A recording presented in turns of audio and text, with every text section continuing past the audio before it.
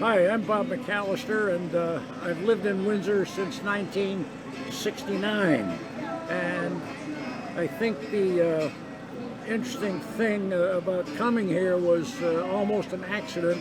A friend of ours lived in town and said, you ought to come out here and look at a house that's for sale on Giddings Avenue. So we went out there and looked at the house with the owner, and Dorothy and I decided we liked the neighborhood and we liked the house. And so we agreed with this gentleman and his wife that we would acquire the house. And we were on our way to Vermont for the weekend, and he said, well, would you like to leave a deposit? And I said, sure, I've got $50. And he looked at me sort of quizzically, and he said, is that all you have? I said, that's all I've got. And I said, it might as well be $5,000 because it's the same to me, whether it's $50 or whatever. So anyway, he accepted the $50, and with that, we were on our way to our life in Windsor. And we've raised a family here with 3 children, all of whom went to Windsor schools. And what I think was so interesting about Windsor and why we lived here and stayed here was that it was a community that we felt had a great cross-section of people, and I wanted my children to be raised in a town where they would have the opportunity to meet people from all different walks of life, as opposed to, you know, some of our neighboring towns, which I respect, but where everybody's driving a Porsche or a BMW or an Audi or such. So I thought Windsor was just so well balanced, and our children could experience that kind of living,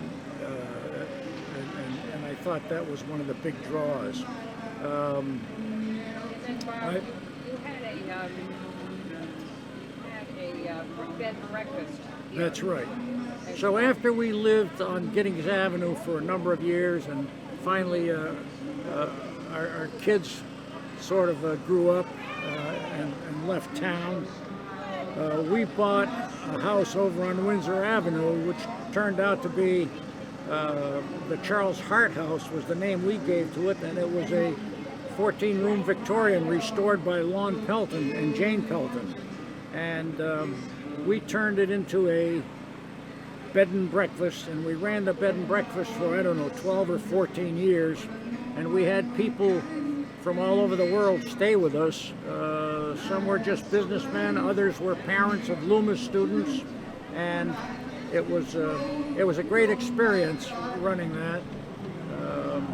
We met a tremendous number of truly interesting and nice people. Some of them are still our friends all these years later.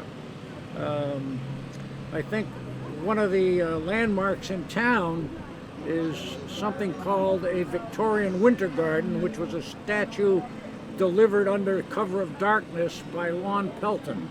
It was about 12 or 14 feet high with sunflowers and so on. And some friends took us out to dinner, and when we came back, there was this huge steel sculpture on my lawn, deposited by Lon. And of course, I called the police and asked them to arrest Lon, so we took a ride down to Lon's house with the lights and sirens going. But that statue sculpture became a staple in Windsor. It became a Pokemon site, and people used to drive by, take photos of it, and when we sold the house, we left the statue there for the people who bought the house. So it's still there. It's a Victorian winter garden because Lon said I needed a winter garden because I spent all my time gardening around that house when we first bought it. There's a question here about what the student population looked like when attended school in Windsor. Well, I didn't attend school, but my children did. Just to give you an idea, when my son went to Clover Street School, Michael McGeachy was the only student of color in Neil's class, and since that time, I think if that were to change, the population in Clover Street has probably shifted almost 100%. But some of Neil's best friends came from Clover Street School. He still gets together with those kids today, and it was a great place for our kids to go to school. So I didn't have a childhood here, just my adult life. Running the bed and breakfast was just a great thing. I worked in downtown Hartford. Dorothy is a sort of a bulwark of the community. She's been active in the church, First Church in Windsor since we got here. And we've just made a lot of wonderful friends in town. And I don't know, I was a member of the Windsor Club. I probably should have mentioned that, which was just a bunch of reprobates who used to meet for drinks every 2 weeks. I've tried to be a good citizen, I think, most of the time. Oh yes, I'm a member of the Historical Society, and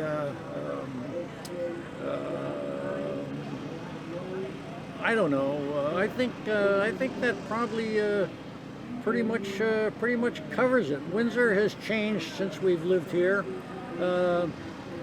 Like any place, it doesn't matter where you live. The changes occur everywhere. And my charming bride, Dorothy, has put up with me all these years, as she's putting up with me now. And my career, while I lived here, was centered in Hartford. I drove to Hartford, and then when I moved to Windsor Avenue, it was convenient to take the bus, and I bussed into Hartford every day. It was... Do you have any stories from the bed and breakfast of interesting? Oh, there are so many stories about people that I met at the bed and breakfast. I can't. I could keep you here for the rest of the day, but you can edit this. But I will tell you that we had some people one day who asked us how long it would take them to get to Martha's Vineyard, and I said, "What time is it? The reservation on the ferry?" And they said, "Ferry?" I said, "Yes." They said, "Why do we need a ferry?" I said, "Because Martha's Vineyard is an island, and the only way you're going to get there is with a ferry reservation." But that was just an aside. As I say, we had people from all over Europe, Asia. We had people from Bali. We had people from Monaco. We had virtually every European country, most of the states in the United States. Many of them were parents of Loomis students who would stop and stay with us while their kids were looking at the school, that sort of thing. So we met an awful lot of truly wonderful people at the bed and breakfast, and of course it was a beautiful house, and we entertained there. We even had Colette Yeich there for dinner one time. But it was a house that was made for entertaining. The Peltons did a beautiful job of planning the house and decorating the house, and it was a house that we really lived in. You know, it was more than a house. It was just a great home to live in. We were sad to leave it, but you know, when you get old and cranky, you're better off moving to a house that you can take care of. So we moved to Stockbridge, where we're very happy, where I don't have to do any work, and I guess we'll probably finish our days there. Maybe. Hopefully.